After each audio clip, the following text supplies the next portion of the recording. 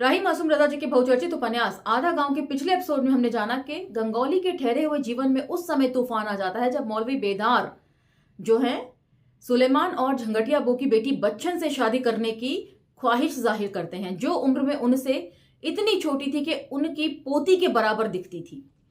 लोग उन्हें तरह तरह से समझाने की कोशिश करते हैं, लेकिन मौलवी बेदार हुसैन दिल के हाथों मजबूर होकर तरह तरह की दलीलें देते हैं।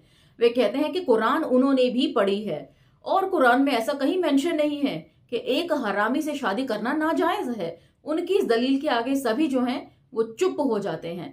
बात जो है उनकी भतीजी आसिया के ससुराल तक पहुंचती है और उनकी भतीजी आसिया जो है इस शादी को रुकवाने के लिए अपने मैके रवाना हो जाती है और रब्बन बी के घर पहुंचती है। सैयद दानिया जब आपस में बैठकर बात कर रही होती हैं तभी झंगटिया बो जो है वहां पर आती है और एपिसोड हमने यहीं खत्म किया था और इसे यहीं से हम पिक करेंगे। तो चलिए मेरे साथ। जय भीम, मैं शालिनी और आप देख रहे हैं अंबेडकर नामा।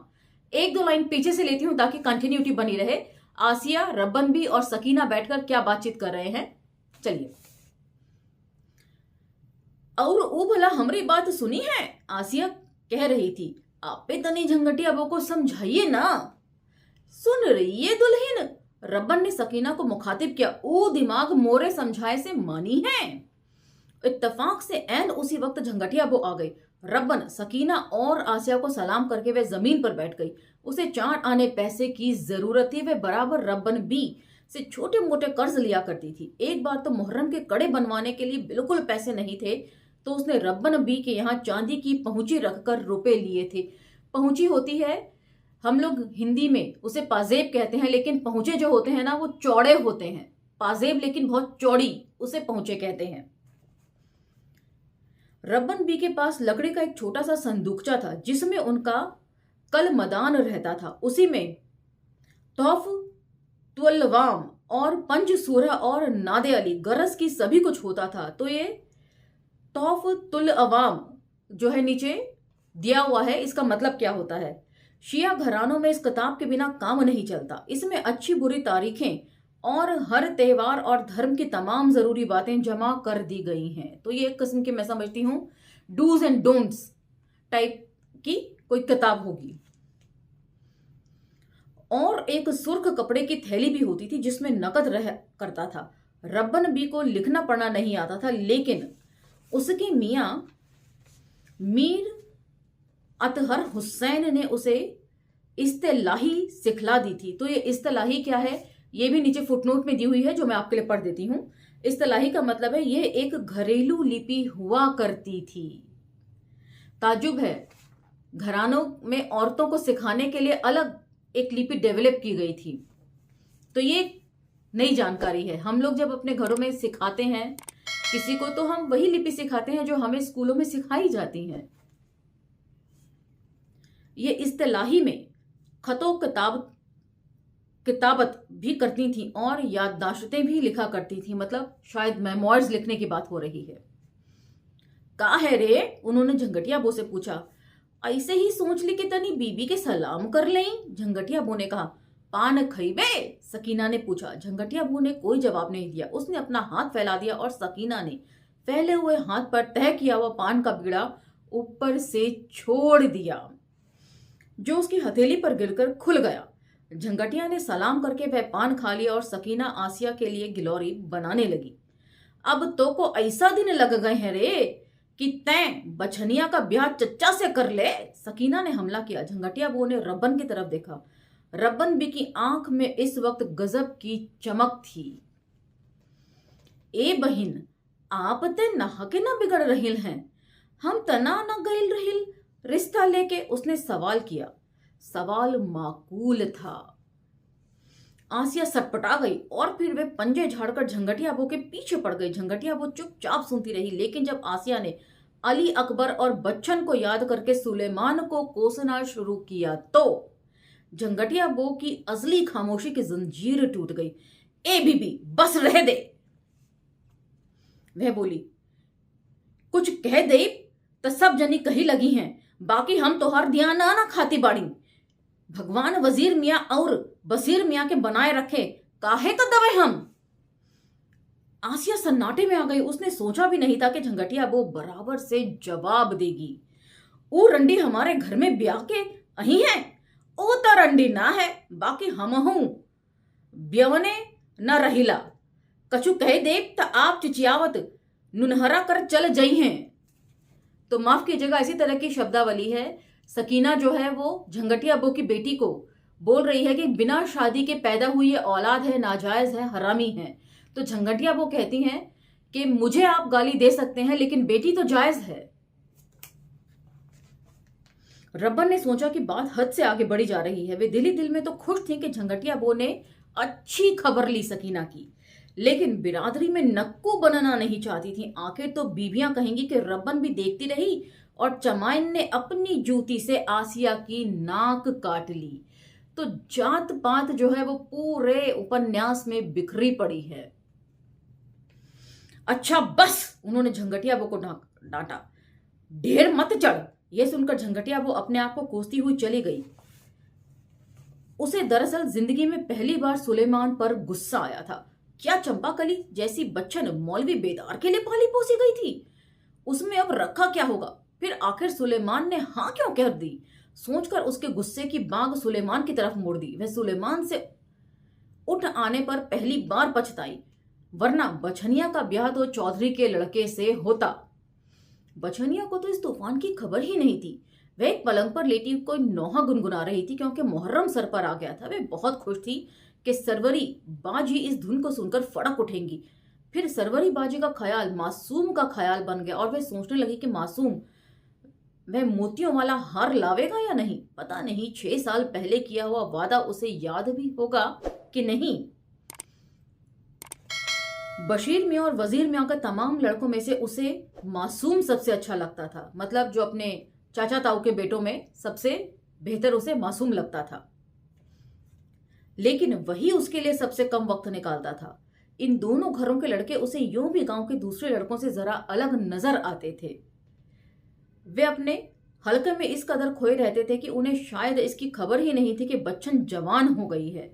मुनिस मियां सरवरी बाजी की गुड़ियों के टांगे चीरने और दुल्हन विद इन ब्रैकेट बशीर मियां की बीवी से मार खाने में मसरूफ रहते थे और मासूम को मुनिस का दुमछल्ला बनकर घूमने के सिवा और कोई काम ही नहीं रह गया था। 5 साल की बीमारी से वह उठा तो उसकी एक टांग खराब हो गई थी, मगर खराब क्या हुई, खाक खपरेल खपरेल घूमता फिरता है। और बड़की बीबी विद इन ब्रैकेट अकबरी बीबी बशीर मियां की माँ पीछे पीछे भागती रहती हैं, उसे कोसती रहती हैं और उसके लिए दुआएं मांगती रहती हैं, मतलब उसकी दादी मासूम की। इस मंजर के बारे में सोचते ही बच्चन मुस्कुरा दी कि देखें ये लंगड़ा मासूम कैसा लगता है। अब उसे क्या मालूम था कि ऐन उसी वक्त झंगटिया बो आ जाएगी। तू मुस्कियात बाड़ू, झंगटिया बो ने एक दोहत्थड़ मारा। हई होठवा काट के फेंक दे समझ लू। बच्चन की समझ में इस गुस्से की वजह बिल्कुल नहीं आई। ई तना हुई कि तनी घरवा के झाड़ू पोंछ के चिकन कर दे, जांगरो ना चाही, ई ना सबरी। 2 दिन में बाबा आइल है, मेल है लतू तनी अली अकबर के बाबा के आ लेवे दे। तो हार ता हम तौन दुर्गत कर बनाई है कि मुस्कियाबल भूल गई हैं। बछनिया चुपचाप मार खाती रही। जब वे छोटी थी तो भाग जाती थी, मगर जवानी और खूबसूरती का बोझ बहुत भारी होता है। झंगटिया वो उसे देर तक पीटती रही। फिर वह थक कर रुक गई और रोने लगी और अपने आप को कोसने लगी। अली अकबर को याद करने लगी, जिसको वजीर मियां अपने साथ गाजीपुर ले गए थे, जो वहां उनके माँ के बच्चे के साथ खेलता था और ऊपर का काम धाम भी किया करता था। नईमा बी को आता देख उसने आंसू डाले। नईमा बी थी तो जुलाही, लेकिन झंगटिया बो के सामने वह पक्की सैदानी बन जाती थी। तो जाति व्यवस्था में कितनी लेयर्स हैं वो भी इस उपन्यास में डिफाइन होती जा रही हैं। जुलाहे और चमार दोनों को जो है अछूत की कैटेगरी में रखा जाता है, लेकिन जुलाहे जो है अपने आप को चमारों से ऊपर समझते हैं। क्यों, अब आगे जानिए। नईमा भी थी तो जुलाहिन, लेकिन झंगटिया बो के सामने वह पक्की सैदानी बन जाती थी और हिकारत का जो सुलूक दूसरी सैदानियां उसके साथ किया करती थी, उसका इंतकाम वह झंगटिया बो से लिया करती थी। वह बहरहाल झंगटिया बो से अफजल थी, मतलब ऊपर थी। कैसे? क्योंकि अव्वल तो वे जुलाहिन थी, चमाइन नहीं थी, और दूसरी ये कि हम्माद के अब्बा ने उन्हें यूं ही घर में नहीं डाला था, बल्कि मौलवी बेदार के अब्बा मौलवी दिलदार ने बाकायदा निकाह पढ़ा था। तो जितनी रखनियां रखी जाती थी और जो बिना ब्याह के रखी जाती थी उनका स्टेटस नीचा होता था, और यही रखनियां यदि शादी करके रखी जाती थी तो उनका स्टेटस ऊपर हो जाया करता था। लेकिन दोनों होती रखनियां थी, और उनके बच्चे जो है वो सो कॉल्ड हरामी, जिन्हें इस उपन्यास में लिखा गया है, कहलाते थे। झंगटिया बो का लड़का अली अकबर खां नहीं हो सकता था, लेकिन उसका बेटा मतलब नईमा बी का बेटा हम्माद बाकायदा सैयद हुसैन हुसैन था। बल्कि उन्हें इसका अफसोस नहीं था कि बेटे जेल में हैं। मौला के लिए वे अपना सर कटा सकती थीं। वह भी दूसरी शिया औरतों की तरह ये अरमान किया करती थीं कि न हुई वे करबला में, वरना वह भी हम्माद को मौला पर निसार कर देती। ये शिया औरतें अपने बच्चों को निसार करने का ख्वाब जरूर देखती हैं, लेकिन बच्चों को निसार करने के बाद उनका काम जैसे खत्म हो जाता है। विद इन ब्रैकेट उन्हें यह ख्याल नहीं आता कि फिर उन्हें जैनब उल्मे कुलसूम के साथ बेपर्दा बाजारों में भी घूमना पड़ेगा। उन्हें तो इसका अफसोस था। तनी ई दाल बना दो। उन्होंने चने की दाल से भरी हुई डालियां झंगटिया बो की तरफ बढ़ा दी। सोच रही हूं कि चने का हलवा बना ले मैं थोड़ा सा। हुआ हम्माद को कानी काका खाने हुई हैं सब। झंगटिया बो ने डलिया ले ली। नईमा बी फिर अपनी खिलवत की तरफ चली गई, और झंगटिया बो सोचने लगी कि सच तो है, जेल में अली अकबर के बाबू को खाने के लिए भला क्या क्या मिलता होगा। उसका बाप नकबजनी के सिलसिले में जेल काट चुका था। उसे मालूम था कि जेल के खाने में क्या मिलता है। मिट्टी की रोटियां, कंकरों की दाल। अली अकबर के बाबू तो सूख कर लकड़ी हो गए होंगे। उसके दिल में दर्द की ऐसी लहर उठी कि वे बेचैन हो गई। उसकी बड़ी बड़ी गहरी सियाह आंखें फिर भर आईं, क्योंकि वे अली अकबर के बाबू के लिए कुछ पका भी तो नहीं सकती थी। अव्वल तो उसे उन चीजों को पकाने का तरीका ही नहीं मालूम था जो चीजें सैयद बाड़े में पकती थीं। मगर उसे मालूम होता तो भी क्या फर्क पड़ता, सुलेमान उसके हाथ की चीजें खाते ही नहीं थे। तो आपकी याददाश्त दुरुस्त कर दूं, ये सुलेमान उन्हीं का जिक्र है जिनका हमने पहले उपन्यास में सुलेमान चाह के तौर पर पढ़ा है कि इन्हें रोजे और कसरत के अलावा और कोई शौक ही नहीं था, और ये इतने पक्के मजहबी थे कि एक चमाइन जो इन्होंने घर पे रख छोड़ी थी उसके हाथ का पका हुआ खाना भी नहीं खाते थे। उन्हीं सुलेमान चाह का ये जिक्र है सारा। तय ना पकई बेरे कुछ, उसने बच्चन से कहा, क्योंकि बच्चन को वे तमाम चीजें पकाने का तरीका मालूम था जो चीजें रब्बन बी और अग्गू मियाँ के घरों और बड़के फाटक में पकती थीं। लेकिन यह कहकर उसे ख्याल आया कि वे रब्बन बी के यहाँ चवन्नी मांगने गई थी। तनी रब्बन बी के घरवा तक चल जा और एक ठो चवन्नी ले आवा। बच्चन ने यह कहकर वे दाल पीसने लगी। बच्चन रब्बन बी के घर जाने से कभी नहीं कतराती थी, क्योंकि उसके घर में पले सफिरवा उर्फ सफीर मोहम्मद का मुस्कुराना उसे बहुत अच्छा लगता था। और शायद सफिरवा को यह बात मालूम थी, क्योंकि वे बच्चन को देखते ही मुस्कुराने लगता था। एक रोज तो उसने रब्बन बी और अग्गू मियाँ के मकानों के बीच वाले जनाने गलियारे में बच्चन का हाथ भी पकड़ लिया था। हुआ यूं कि कोई तारीखी मजलिस थी। रब्बन बी, सकीना और सलमा, गरज की पूरा घर ही बड़के फाटक में था। बच्चन कुछ धान कूट रही थी, इसलिए वे बिछड़ गई और अकेली पड़ गई। धान कूट काट कर जब वे मजलिस के लिए निकली तो अग्गू मियाँ के घर की तरफ से आता हुआ सफिरवा मिल गया। उसका बदन बड़ा ही खूबसूरत था। हुन्नन मियाँ का ख्याल था कि झंगोरी की तरह सफिरवा भी उनके अखाड़े का नाम ऊंचा करेगा। अपने से ड्योड़े पट्टे को तो वह अब भी गेंद की तरह उछाल देता था। तो भला बच्चन की क्या हैसियत थी? जो कुछ हुआ उसके लिए बच्चन तैयार नहीं थी। उसका अंग अंग दुखने लगा। ये कोई 4 महीने पहले की बात है। तभी से सफिरवा की मुस्कुराहट बेमानी हो गई थी। वे काम बेकाम झंगटिया बो के पास आने लगा था। उसका आना जाना इस कदर बढ़ गया था कि एक दिन नईमा भी ने अपनी बहू से कह दिया, तू देख लिया दुल्हन, ये झंगटिया बो एक दिन सफिरवा के साथ निकल जाई है। झंगटिया बो तो नहीं निकली, लेकिन जब उस रोज बछनिया गलियारे में पहुंची तो अचानक सफिरवा मिल गया। उसने उसका हाथ पकड़ लिया। हमेशा की तरह बछनिया का जी सनसना गया। सफिरवा उसे अग्गू मियाँ के वीरान जनान खाने में घसीट ले गया। वे लाख कहती रही कि एक जरूरी काम से रब्बन बी के पास जा रही है, लेकिन सफीरवा नहीं माना। तुमको कुछ मालूम है? तोरा ब्याह मौलवी बेदार से हो रहा है। जवाब में बच्चन ने सफीरवा को एक ऐसी बात बताई कि उसका रोया रोया नाच उठा। उसकी छोटी छोटी चमकदार आंखों में एक नई चमक आ गई। उसकी छाती कुछ और चौड़ी हो गई। उसकी आंखें बच्चन के बदन पर जम गईं। वे शर्मा गई और सिफरवा कोई शर्माई हुई बछनिया उस बछनिया से कहीं ज्यादा खूबसूरत मालूम हुई, जिसे उसने कोई 4 महीने पहले बगल वाले जनाने गलियारे में पकड़ा था। तो हर मई को मालूम है? उसने पूछा। ना। बाकी ई बात ना छिपी और हम हिया हम लोगन की गुजरो ना हुई। चल कलकत्ता भाग चलल जाए। लेकिन बछनिया भागने के लिए तैयार नहीं हुई। सफीरवा की सारी दलीलें धरी की धरी रह गईं।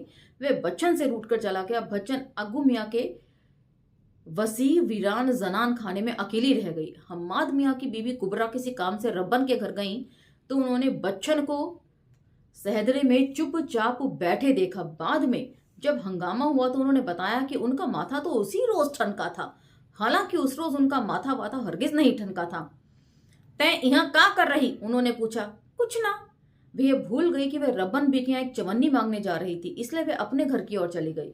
कुबरा रब्बन बी की तरफ चली गई। रब्बन बी पलंग पर बैठी आसिया के साथ नाश्ता कर रही थी। घी नमक की टिक्कियों और अंडे की खागीने की खुशबू दरवाजे पर कुबरा को लेने आई। आसिया ने खैर सल्ला करके कुबरा एक और पलंग पर बैठ गई। रब्बन ने उसे नाश्ते में शरीक होने की दावत दी, लेकिन उसने इनकार कर दिया। सलमा उसके लिए पान लगाने लगी। हमने सुना कि बाजी आई है तो सोचा कि सलाम कर लें, कुबरा ने कहा। बस बात चल पड़ी कि जमाने में तो बिल्कुल आग लग गई है, कोई चीज मिलती ही नहीं। अब ये खुदा का गजब नहीं तो और क्या है कि गेहूं 4 सेर का मिल रहा है, कफन के लिए परमिट लेना पड़ता है और परमिट के लिए रिश्वत देनी पड़ती है। ये बातें तो रब्बन, सकीना और कुबरा को भी मालूम थी, लेकिन आसिया ने एक अचंभे की बात बताई कि सुख रमवा चमार का लड़का परसू रमवा खद्दर की टोपी पहने ऐसी ऐसी तकरीर कर रहा था कि मौलवी इब्ने हसन का करी हैं। खुदा गारत करे इन मट्टी मिले कांग्रेसियों को, जिन्होंने चमारों और भंगियों का रुतबा बढ़ा दिया है। वो सब तो अछूत है ना, हरिजन हो गए हैं। उन्होंने मुर्दा खाना भी छोड़ दिया है। और कोई महीना भर पहले चमारों का एक गोल पर उस रमवा की लीडरी में पंडिताने में के कुएं पर चढ़ गया और पानी भर लाया। तो उस समय का समाज में किस तरह मतलब घटनाएं घट रही थीं, ये सब का जिक्र जो है इस उपन्यास में आप बखूबी ले सकते हैं। ये बात सुनकर रब्बन बी की इकलौती आंख हैरत में चढ़ गई। उनके ख्याल से यह सब जर्मन का कसूर था, वरना चमारों का यह हौसला नहीं हो सकता था। रब्बन बी के ख्याल में तो जंगल बाड़ी के सारे थान लाम पर भेजे जा रहे थे।